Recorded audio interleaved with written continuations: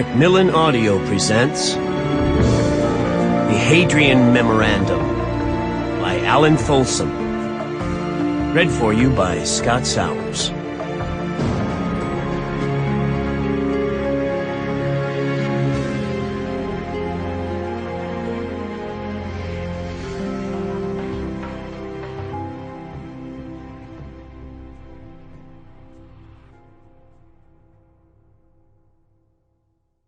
Chapter 1. West Africa, the island of Bioko, Equatorial Guinea. Wednesday, June 2nd, 4:30 p.m. Nicholas Marten knew they were being watched, but by whom or how many there was no way to tell. He glanced at Father Willie Dorn, his walking companion, as if for an answer, but the tall, razor-thin 78-year-old German-born priest said nothing. They kept on, ducking through overgrowth, crossing narrow, fast-running streams, following a dense, nearly invisible trail that snaked through the rainforest. Now, the track turned upward and they climbed higher. It was hot, easily 100 degrees, maybe more. The humidity made it seem worse. Marten wiped sweat from his neck and forehead, then swatted at the cloud of mosquitoes that had haunted them from the start. Every piece of clothing stuck to him. The stench of plant life was overwhelming, like an intense perfume from which there was no escape. The sharp cries of tropical birds rang through the leafy, sun-blocking canopy above, far louder and more shrill than he imagined any natural sound could be. Still, Father Willie, as he'd asked to be called, said nothing.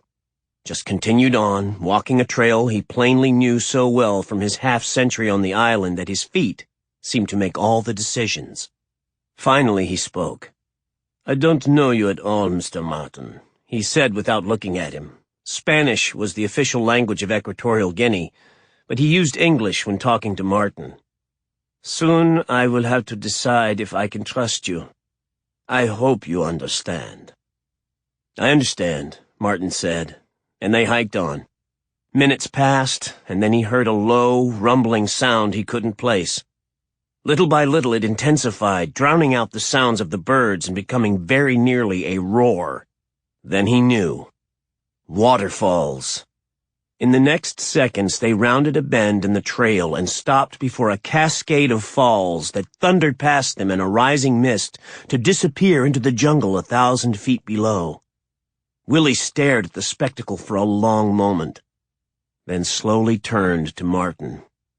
"My brother told me you were coming, to expect you," he said over the roar of the water. "Yet he has never met you, never talked with you. So whether you are the man he told me about or someone else who has taken his place, I have no way to know." "All I can tell you," Marten said, "is that I was asked to come to see you, to listen to what you have to say, and then to go home. I know very little more than that, except that you think there's trouble here." The priest studied him carefully, still unsure of him. "Where is this home?" "A city in the north of England." "You are American." "Was. I'm an expat. I carry a British passport." "You are a reporter." "A landscape architect." "Then why you?" "A friend, who indirectly knows your brother, asked me to come." "What friend?" "Another American." "He is a reporter?" "No, a politician." Willie's eyes found Marten's and held there. "Whoever you are, I will have to trust you because I fear my time is increasingly short. Besides, there is no one else." "You can trust me," Marten said, and then looked around. They seemed wholly alone, yet Marten had the sense they were being watched. "They have gone," Willie said quietly. "Fang tribesmen. Good friends. They followed us for a time until I assured them I was all right. They will make certain no one else comes." Abruptly he reached inside his priest's frock and took out a letter-sized envelope. He flicked it open and slid out several folded pages and held them unopened. Sample complete. Ready to continue?